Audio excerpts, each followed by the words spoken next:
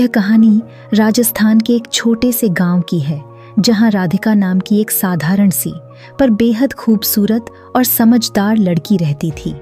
राधिका का मन हमेशा से पढ़ाई में लगता था और उसका सपना था कि वह पढ़ लिख कर अपने गांव और देश के लिए कुछ बड़ा करे। दूसरी ओर उसी गांव में अनिकेत नाम का एक लड़का भी था, जो एक साधारण से किसान परिवार से था, लेकिन अपनी मेहनत और ईमानदारी के लिए पूरे गांव में जाना जाता था। अनिकेत का परिवार गरीब था, लेकिन उसके पास शिक्षा का जुनून था।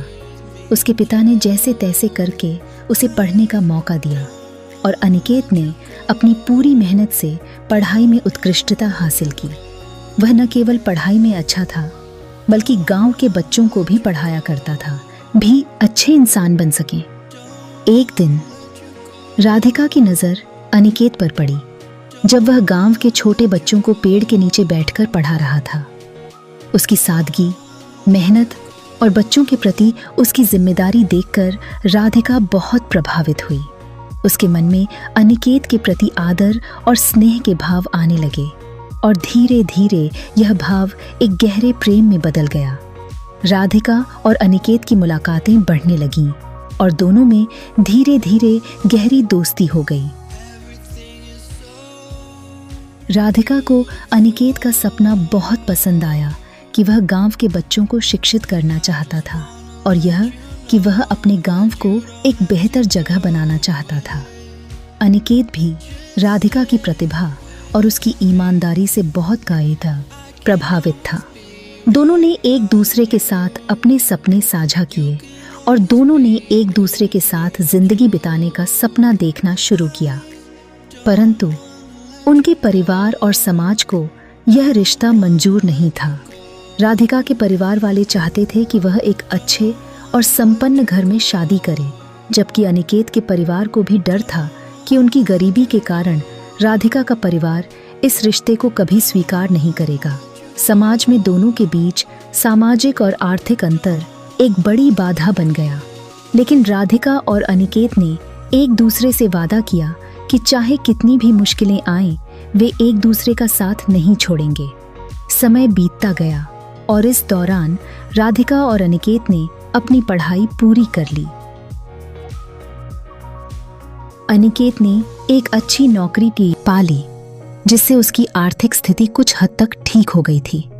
उसने अपने परिवार को समझाने की कोशिश की और उन्हें यह बताया कि उसका और राधिका का रिश्ता केवल प्यार का नहीं, बल्कि एक जिम्मेदारी का भी है।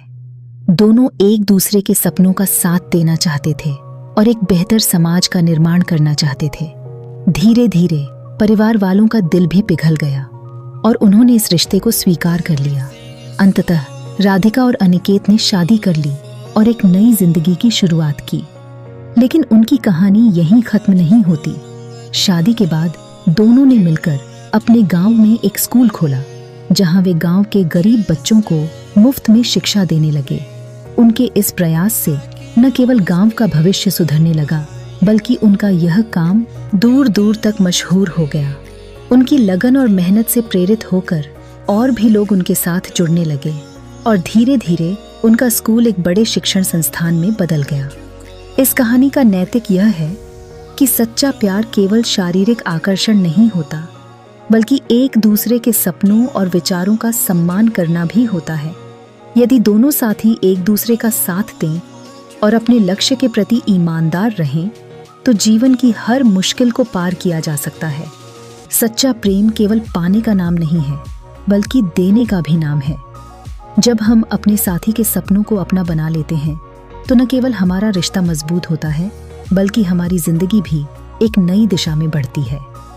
राधिका और अनिकेत की इस कहानी ने यह साबित कर दिया कि प्यार और कहानी मेहनत से बड़ी मुश्किलें भी आसान हो जाती हैं और सच्चा प्रेम समाज के बंधनों को भी तोड़ सकता है।